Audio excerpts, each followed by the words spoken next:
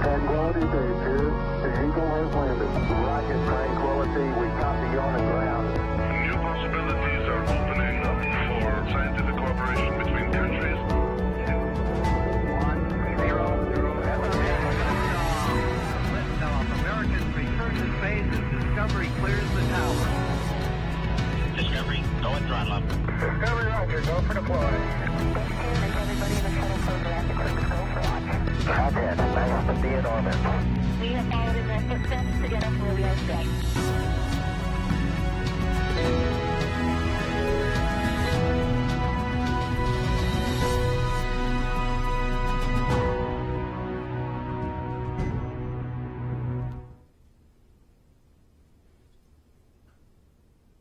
Hello, I'm Bettina Klein with NASA's Office of Communications, and thank you for joining us today as we have one day to launch of the historic NASA SpaceX Demo 2 mission.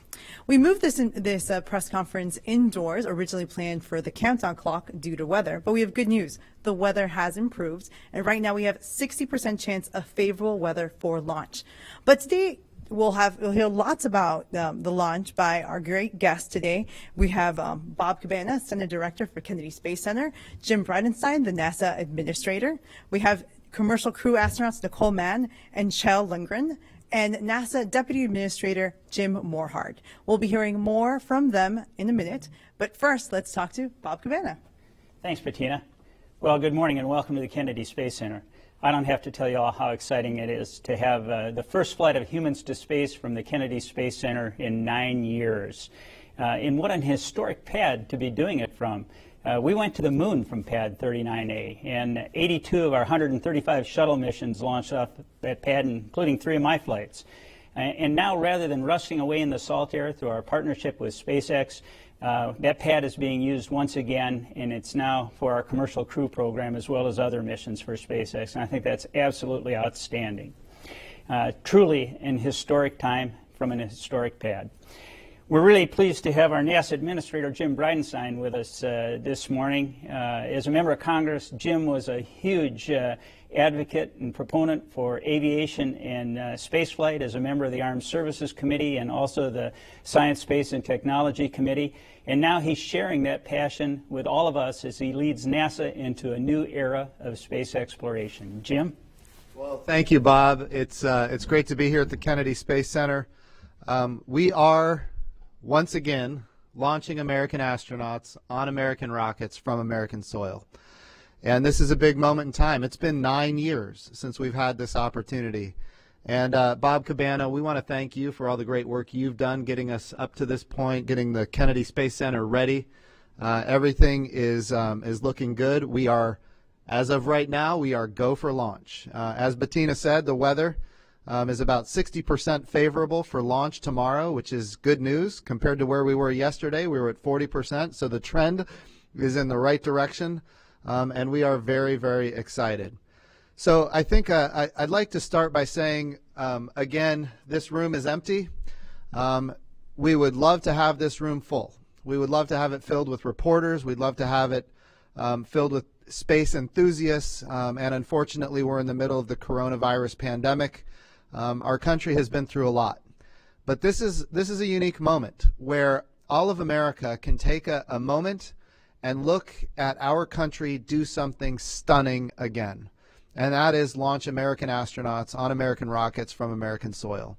And we're going to go to the International Space Station. And what we do there, of course, is we're transforming how we do spaceflight in general. The commercial crew program is, in fact, about commercializing low Earth orbit.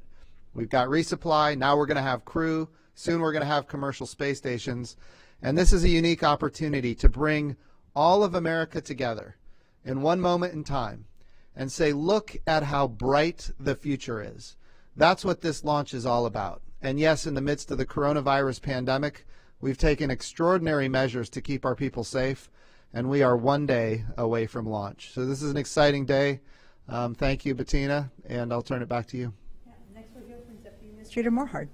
Oh, I just echo what Jim and Bob have said. You know, this is a historic milestone. And the reality is that we, in the past, NASA developed, designed, and built, and then operated spacecraft and rockets. This is the first time that a commercial company is building and going to operate this spacecraft and capsule. And we're really looking to be a customer to SpaceX and to other companies in the future. And that's what we're trying to do, is to create and expand, really expand the economy in low Earth orbit. That's really what this is about tomorrow. Thank you. And our commercial crew astronauts. We'll start with Nicole.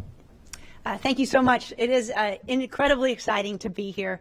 You know, people always ask, what's it like to be in the astronaut office and train with folks that are flying on so many different spacecraft. We have a Soyuz, SpaceX, Starliner, and then we're already starting to lay the foundation for Orion. So it's just an incredible time to be training with all these different opportunities in front of us, and we are so proud and happy for Doug and Bob. You know, it feels kind of like one of your close family members having a great lifetime achievement, and really that's what it is. So on a personal level, that's definitely, I think I could speak for the astronaut office, and that's how we all feel so proud for everything that they've accomplished with the NASA and SpaceX team to get ready for this launch. You know, and it's so important because this is not just about one launch, right? I mean, this is Launch America. It's not Launch NASA. It is Launch America, and it's huge. My son is 8 years old, and so he's never seen Americans launch from the United States ever. It's kind of foreign to him. And as I was getting ready to come on this trip today or yesterday, you know, he asked me, "Hey, Mom, are we going to the moon? Is this our first flight to the moon?" And I said, "Well, son, I mean, not technically, but it is the first big step on our roadmap to the moon for the Artemis mission and eventually to Mars." And he, as a young boy, sees that. And so I know there's a lot of kids out there that will be watching the launch tomorrow. And it's just an exciting team for all of NASA, SpaceX, and a proud moment for all of America. Great. Jill? Yeah, I echo Nicole's sentiments exactly. What a privilege to be here today, to be a part of this team, commercial and government entities working together, SpaceX and NASA, to pull something off like this. What a privilege to be here just a day away from launch. We are so incredibly excited to be a part of this. You know, I had the opportunity to launch with our international partners to International Space Station back in 2015, and that's at the core of what we're doing here today, is to continue that incredible legacy of work that we've done on the International Space Station. We have had humans living and working on that orbital outpost for almost 20 years, conducting science and research to extend our presence in the solar system and to improve life back here on Earth. And this launch represents an extension of that capability, and having the ability to launch Americans from American soil on a U.S. spacecraft is absolutely amazing. You know, I think about my launch and the family and guests that the few family and guests that I was able to have out there to watch that. And I think about now, you know, so many Americans in the future being able to congregate down here and watch this incredible vehicle take off. For people that live here in Florida, just to go out on their porches or to look up from our parking lot and to see this vehicle claw its way into space. To watch Americans flying into low Earth orbit and into the International Space Station, and the absolute power of that to inspire our future generation of explorers and leaders. It is truly a privilege to be a part of this, to be able to witness this historic moment, and to see where this journey ultimately takes us. Fantastic. With that, we'll take our first question. But before that, just a reminder: if you're interested in what we're doing today of watching the launch, you can go to nasa.gov/beourguest and get more information on the virtual experience. But we'll take our first question from AFP. Ivan. Administrator, will Kjell Lindgren be flying the second operational mission of Crew Dragon? And can you confirm whether he'll have a European or Russian with him on that mission? The crew for the Crew Dragon for Crew 1 has been selected. I don't think you were on that crew, were you, Shell? I'm not on Crew 1. I've had the opportunity to back up both the Bob and Doug and Crew 1, and I think the following crew, those assignments are still being processed. Right. What was the second part of that question? Yeah, when will Europeans or Canadian or Russians fly on Crew Dragon for the first time, do you expect? That's undetermined at this point. I can tell you, Crew 1, we will have Japan with us, our first international partner on launching on a Falcon rocket with a Crew Dragon. So we're excited about that. But as far as other international partners in the future, that has not yet been determined. Thank you. Our next question is from Gina Sinceri of ABC News. Yes, thank you. Can you talk to me a little bit about the go, no-go process tomorrow? Who will be making those calls, and who will we hear making those calls? So we have a mission management team that is working all the checks as we go through the process, and all along the way, people can say no-go if they need to, but there will be a final countdown to the launch where about 45 seconds out they'll make a determination, go or no go, and then we will go. Bob, did you want to add to that? Yeah, I would just say that it is a SpaceX launch. SpaceX is in the Firing Room 4 in the Launch Control Center through a partnership we have with them, and it will be a SpaceX launch director that gives the final go after everybody is polled, and the NASA management team is going to be involved in watching closely. Thank you. Our next question comes from Marina Corinne of The Atlantic. Hi, everyone. Thanks for your time and best of luck tomorrow. A follow-up to the question that was just asked now. I'm wondering if NASA personnel are allowed to intervene and take over from SpaceX at any point during the mission if NASA feels that it is necessary. The answer to that question is yes. We, of course, are the customer here. And so we do. But look, our goal is to have SpaceX be able to do missions one day without NASA. We want them to go get customers that are not us. And so we want to make sure that they're making decisions. But if we see something that we disagree with, certainly we have the right to intervene. I don't see that being necessary, but at this point. But yes, we can intervene if necessary. Thank you. Our next question comes from Paul Brinkman from UPI. Yes, hello. I would like one of you to comment on the sort of built-in uncertainty of this mission in terms of the length of the mission, anywhere from 6 to 16 weeks, I believe.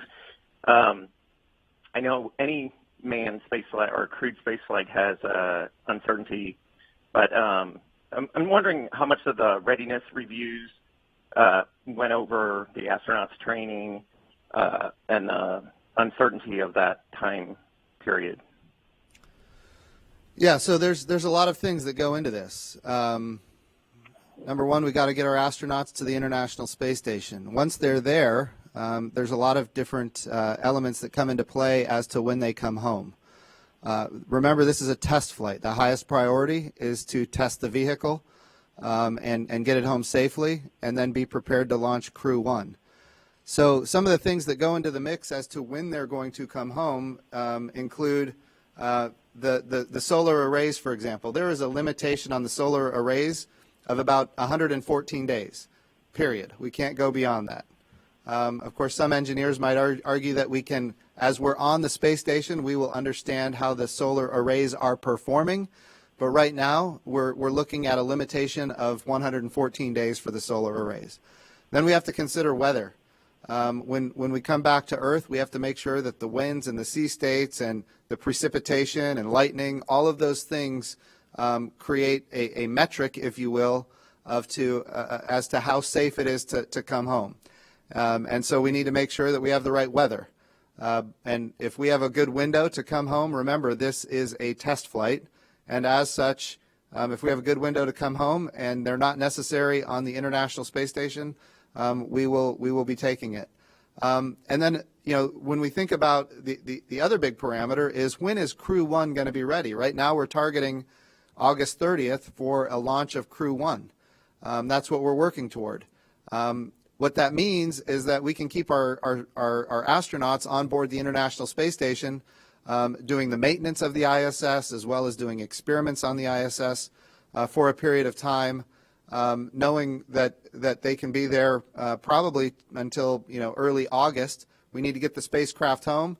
Then we need to evaluate the spacecraft, collect all the data, make sure that it performed the way we wanted it to perform, and then get ready to launch Crew 1. So the big parameters, of course, are the weather, the solar arrays, when Crew 1 is going to be ready. So there is a lot of flexibility built into the back end of this mission, but that's intentional. I want to reiterate, it is a test flight. The goal is to get them to the International Space Station, test the systems, and get them home. If they can do more work than that while they're on the ISS, certainly that's okay, but this is a test flight. Thank you. Our next question comes from Keith Cowing. Hi, I have a question as a member of the Apollo generation. I know Jim Morhart will remember that when we were kids, we wanted to know everything that astronauts did, and NASA went out of their way to tell us everything, including what they ate. Yesterday, Marina asked a pretty straightforward, honest question. What are they going to have for breakfast? And the answer was, I don't know, but we'll get back to you. And then Joey Roulette did some checking and found out that the astronaut breakfast menus are not subject to disclosure. Is that really the answer? I mean, how do you explain to a sixth grader in the Artemis generation that we can't tell you what the astronaut's eating? I mean, shouldn't there be a little more transparency in some of this? Can I take that one, Bettina? Well, I don't think, as far as transparency goes, I can tell you what it's like in the past. And astronauts get anything they want for breakfast. You got your choice, whether it's breakfast, lunch, or dinner. It's made to order. And I can go from my personal experience on my first flight. I'd heard that some folks get space sick, and I certainly didn't want to get sick. I don't get air sick. And so I had like a toasted English muffin and a cup of coffee because I'm addicted to caffeine. I was going easy. But one of my crewmates had steak and eggs and hash browns, and he's pouring the hot sauce on, and he didn't get sick. But no, it's they may not have even decided what they want for breakfast yet tomorrow. So it's kind of hard to release what you don't know. But I'm sure they'll make a decision, and they'll get anything they want. Thank you. Maybe some of the current astronauts would like to answer. I know, Shell, you've done a mission. What did you eat? I did. So we got anything we wanted as long as it's what was being served that morning. I was kind of like you, Director Cabana, that I wanted to take a little easy. I didn't know exactly how I was going to react to being on orbit. And so I went easy on the solids. I also got my fair share of coffee.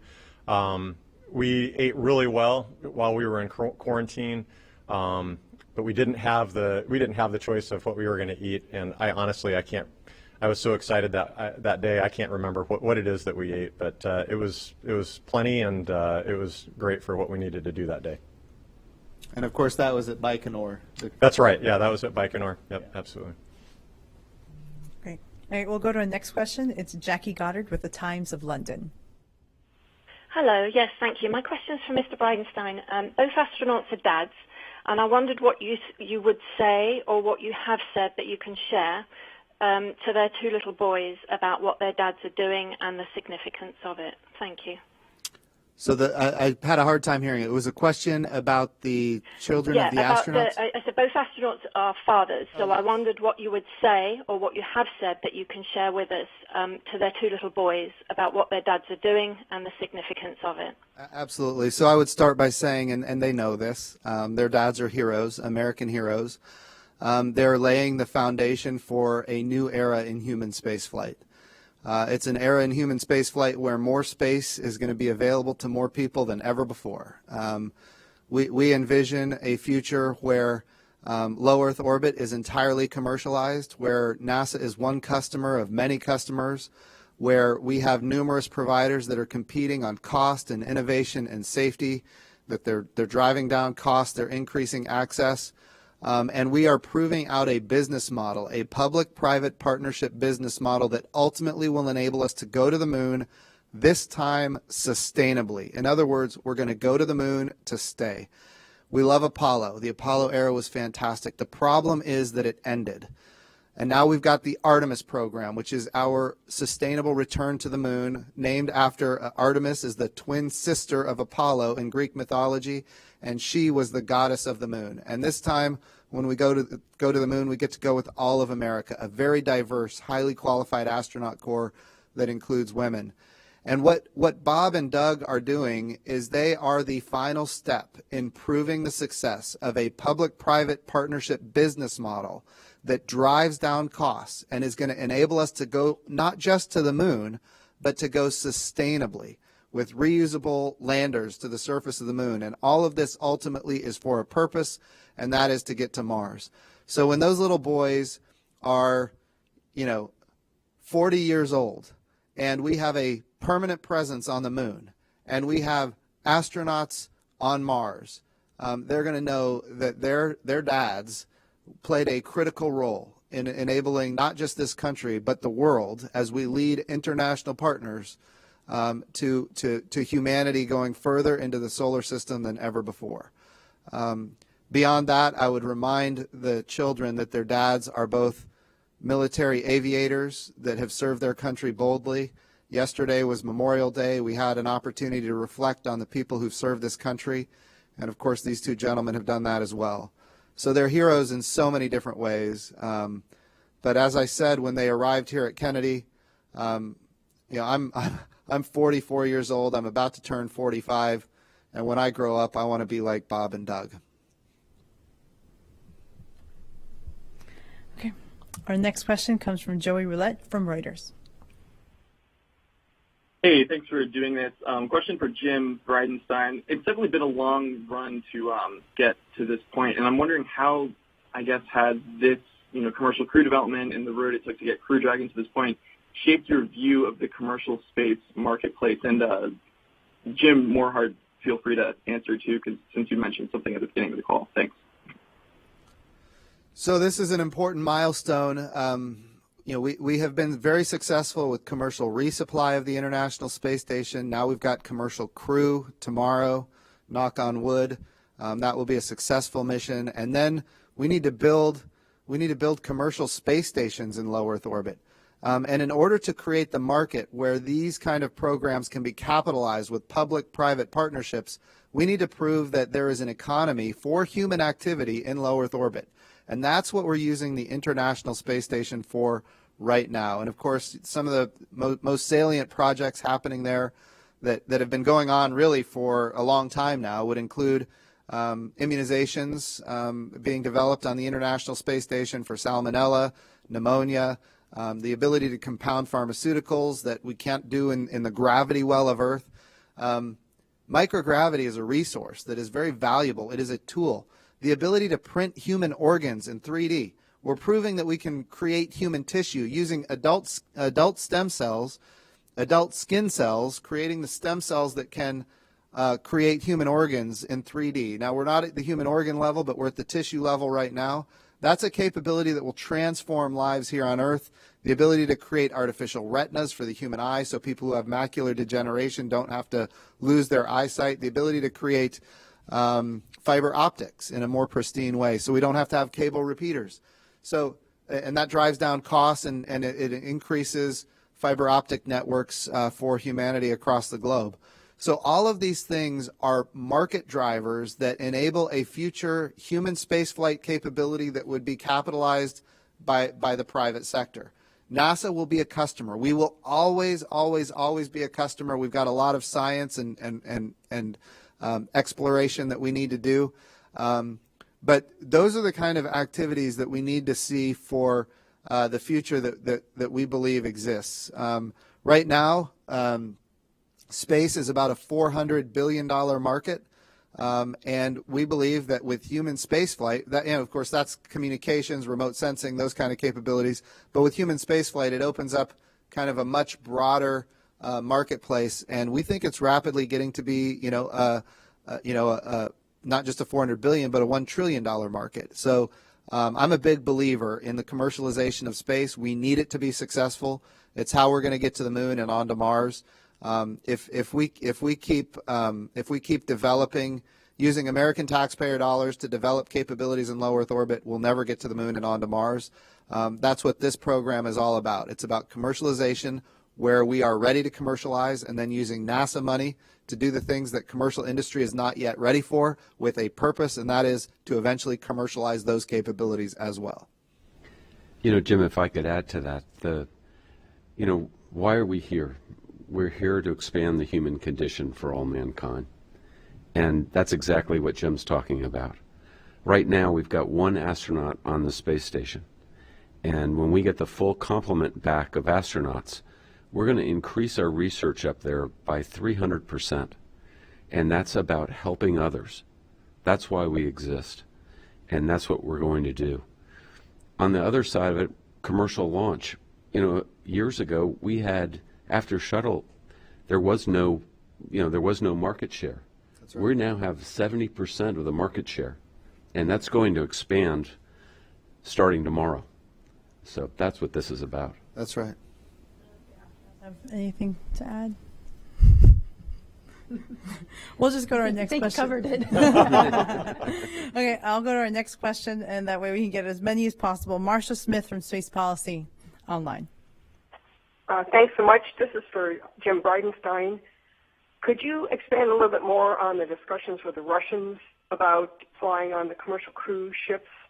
Dmitry Rogozin had a bunch of comments yesterday, and he talked about being enthusiastic about having an alternative to Soyuz, but then he said he was confused about NASA's plans for Gateway. Could you just fill us in on where the negotiations stand about us flying on Soyuz and Russians flying on commercial crew? And is that at all tied in with the discussions on Gateway, or are they on parallel paths? Or are you trying to get a whole big package of future U.S.-Russian space cooperation? Could you just expand on that a bit? Yeah, absolutely. So when we think about the commercial crew program, remember, the goal here is to have the International Space Station. Half of it is Russian, the other half is American. And, of course, on the American segment, we've got a lot of international partners. And when we think about the International Space Station, if we are going to maintain a complement of both Russian and American astronauts on board, then we need to be willing to launch Russian cosmonauts on commercial crew, and they need to be willing to launch American astronauts on the Soyuz. And my last conversations with Dmitry Rogozin, I think we were both in strong agreement that that was necessary for both nations as we move forward. So that's kind of the low Earth orbit, International Space Station, commercial crew, and the Soyuz program. I think we're in agreement in how we need to go forward there. Now, it is true that when we talk about the Gateway, that's a separate kind of level of discussion for what the future looks like. And yes, we have made proposals to Russia as far as we've asked them, how would they like to participate in the Gateway. We've offered suggestions, and right now we're in a holding pattern, waiting to hear back. But the partnership has been strong. This partnership goes back to 1975, the year of my birth. With the Apollo Soyuz program, and then of course the Shuttle Mir program, and now of course the International Space Station program. This has been, I think, a bright, shiny object that demonstrates that space can unite people, and it's really above terrestrial geopolitics, literally above terrestrial geopolitics. So it's I think it's a relationship that we are interested in maintaining, and of course we'll continue to work with them. Bob, did you have any thoughts on that? No, I think, it's something that we need to work on as we continue down the road. We do have a strong partnership, and it's necessary to have multiple vehicles to get us to the International Space Station. We need that dissimilar redundancy, not just between Boeing and SpaceX, but with our Russian partners as well. We proved it during the shuttle era, and I'm sure in the future we'll prove it again. Our next question comes from Robert Perlman from Collect Space.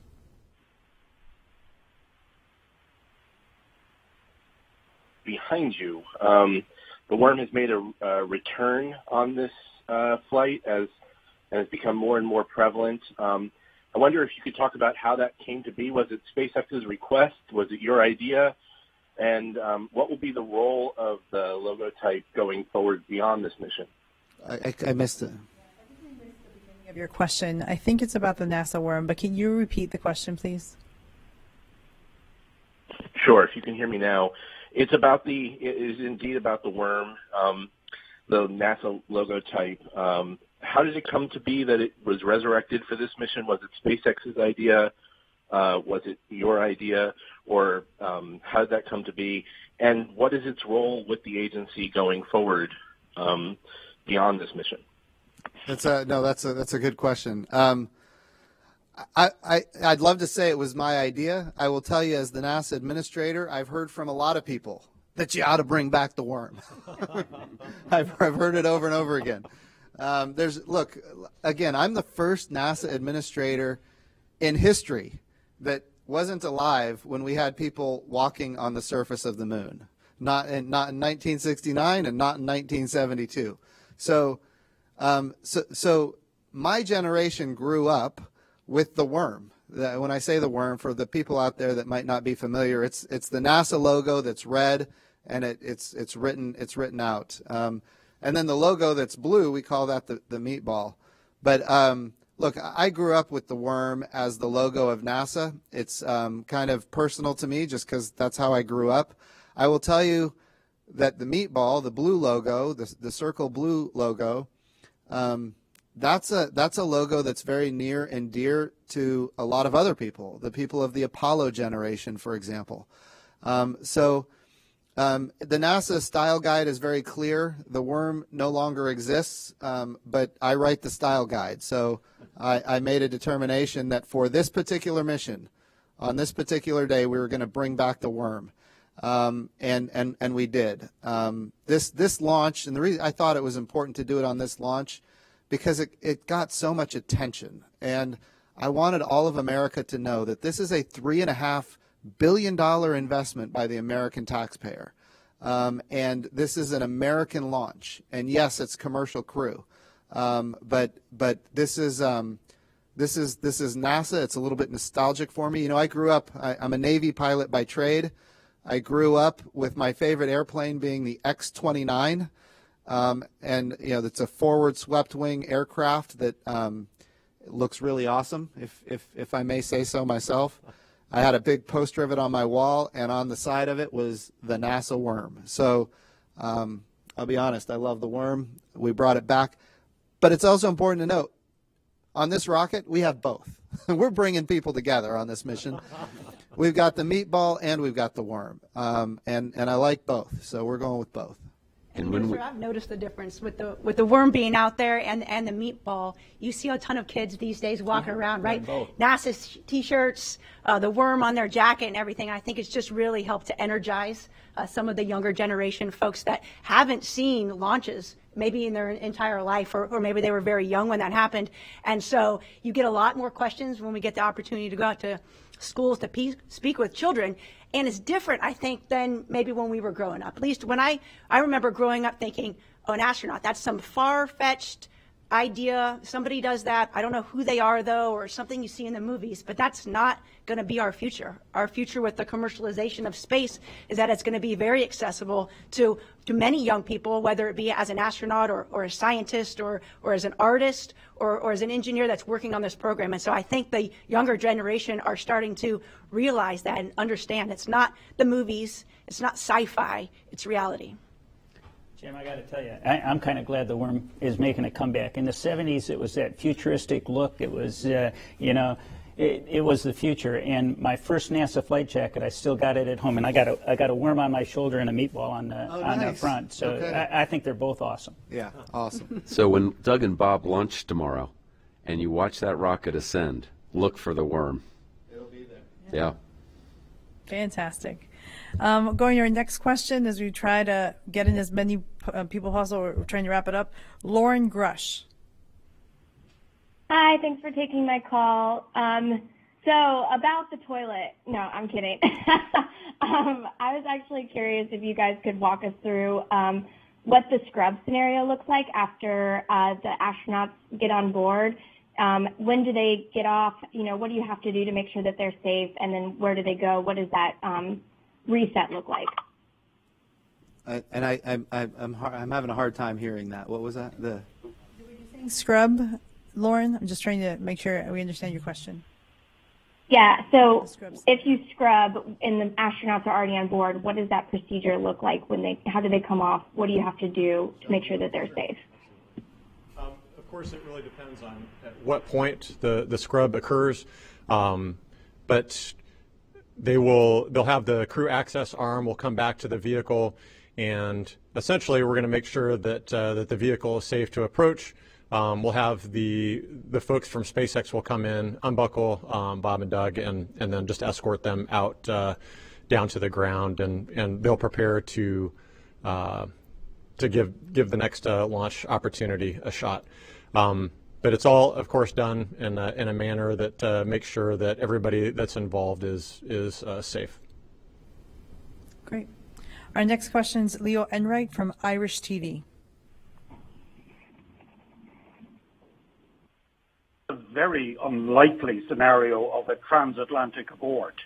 As I understand it, there are not one but two abort modes, which would involve splashing down in the Atlantic Ocean off the coast of Ireland. And so I'm wondering, what is the plan there? There don't appear to be assets stationed, say, at Shannon. How are the crew going to be retrieved in this very unlikely scenario? Or will you be waiting for a boat from Phoenix in Kerry to come and collect them? Shall I let you? You bet, absolutely. So there are a number of abort modes. We can, as the vehicle crosses across the Atlantic, we have various sites that we're kind of aiming for, and we'll either abort forward to some of those sites, Ireland is an example, or do a retro abort to come back to these areas. And we have assets, of course, stationed off of the coast, prepared to assist the astronauts. But as we get into these longer transatlantic abort modes, we'll be partnering with our military assets to deploy divers and folks to get into the water to help the astronauts, and then bring helicopters or boats alongside, whatever assets are available in that particular area. But it's our partnership with the military that really helps us, the Air Force specifically, that helps us deal with any of those more downrange aborts. Thank you. Next question, Marcia Dunn. Yes, hi. I'm wondering how many astronauts will be on site for launch tomorrow. I can imagine the entire astronaut corps emptying out of Houston. And how will you prevent launch fever from taking over on such a big mission with such high expectations with the President of the United States in attendance? Thank you. As far as the number of astronauts that are here, we've taken a lot of precaution to limit the number of people coming in general. I don't know what the total number of astronauts that will be here is. Do you guys know offhand? It's, I think, under 10. Under 10. Definitely under 10. It's a Okay. small number, yes. So we won't have a large contingent of astronauts here. What was the second part of the question? Oh, launch fever. Absolutely. Look, this is a serious issue, and as a naval aviator, there's what we call get-home-itis. We have to make sure that we give permission for people to say no, and I've been doing that all along. In fact, we've been so diligent about making sure people have the authority to say no. We went ahead and purchased a seat on a Soyuz rocket for October. And we did that intentionally because we want people to feel free to say no and not feel any pressure to go on this launch. I texted Bob and Doug yesterday, and I said to them very clearly, if you want me to stop this thing for any reason, say so. I will stop it in a heartbeat if you want me to. They both came back and they said, we're go for launch. So they're ready to go. But look, part of my job as the NASA administrator is to make sure people understand that their safety is our highest priority and give everybody in the loop permission to say no before we launch. Did Bob or the astronauts, you guys? Jim? Marcia, just to your point, we do have a small number of astronauts out here, obviously, just for the COVID concerns. But we're also able to virtually kind of deploy folks in different areas. So I know there's a lot of the astronaut corps is prepared to support media outlets, social media, things that are online, whether they be live or just virtual. And so I think there's hopefully that there'll be a lot of opportunity for us to reach out to maybe a larger audience than we normally would. Of course, we're not going to have the crowds here at KSC, but it is important that folks know that they can still experience the launch live with all of us just through the communications assets that we have available. And I'll just throw out, I know the launch team, I know the commercial crew program, I know the folks that are on console, and this is a test flight. And they are going to make sure that it's right before they launch, and they're not concerned about who's here to see it. They're concerned about doing their job and doing it correctly, and they've practiced this, and they'll do the right thing. Thank you. Our last question will come from Ken Chang from the New York Times. Hi, thank you very much for taking my question. This is for Mr. Bridenstine. A few days ago, you tweeted noting President Trump's leadership for getting to this moment. And Gary Wiesman, a former NASA astronaut, pointed out that commercial crew started in 2010 when under President Obama, and of course commercial cargo goes back to George W. Bush. I was wondering if you could just talk about credit for getting to this milestone for your predecessors and for previous presidents. Absolutely. So this is a program that demonstrates the success when you have continuity of purpose going from one administration to the next. If we go back all the way to commercial crew, that started under President George W. Bush, commercial resupply, and then commercial crew under President Obama. And Charlie Bolden did absolutely magnificent work as the NASA administrator at a time when this particular program, and Bob, you remember this, it didn't have a lot of support in Congress. And Charlie Bolden, who is a NASA astronaut and an American hero, he's an F-18 pilot. I got to put the F-18 pilot plug in there. But Charlie Bolden did just yeoman's work in order to get this program off the ground, to get it going. And here we are all these years later having this success. I will reiterate that the human spaceflight program under President Trump has really blossomed. Our budgets now are as high as they've ever been in nominal dollars. They're the highest ever. In real dollars, they're still very high, not maybe as high as Apollo, but that was a little bit of an anomaly in the history of NASA's budget. But it's also true that it's being backed up. The rhetoric isn't just there; it's being backed up with the budgets, and it's bipartisan. I did an event with Speaker Pelosi out at the Ames Research Center. Goodness, that would have been last August, and it was Women's Equality Day, and I thought it was important. And we reached out to her and asked her if we could do Women's Equality Day. She was going to do it in San Francisco. We asked her to do it at Ames. And in a press conference after the event, we talked about Artemis, the importance of going to the moon with all of America, now going with women, and we did it on Women's Equality Day. And in the press conference afterwards, she said, we're all counting on you to get not just the next man, but the first woman to the moon. And she said, I'm so glad that you called the program Artemis. Look, this space program that we have in this country unites people, period. It always has. We look at the most divisive times in American history. We think about the Vietnam War, the 1960s, not just the war, but the protests. We think about the civil rights abuses and the civil rights protests, the very divisive, challenging times. And here we are all these years later in the midst of the coronavirus pandemic, and we have this moment in time where we can unite people again. And that's really what this launch is going to do. It's not just going to unite, Republicans and Democrats. It's going to unite the world. The whole world is going to be watching this particular launch, and all of our international partners are very interested. In fact, they participated in the flight readiness review because their astronauts are one day going to fly on this rocket, and they're already big operators of the International Space Station where this Crew Dragon will dock. So this mission is, I think, a very uniting mission. Space exploration in general unites Republicans and Democrats. It unites people across geopolitical boundaries. And that's really what's unique about NASA and what's unique about space. But I will not hesitate to tell you that President Trump has been a massive space advocate. He promised to launch American astronauts on American rockets. He promised to create a moon program, and he's done both of those, and he's backed it up with his budget requests, not just with the words. Okay. Well, with that, we're going to close today's press conference. Thank you so much for joining us. For more information, go to nasa.gov. And for more information of how to enjoy all these events virtually, go to nasa.gov/beourguest. Thank you.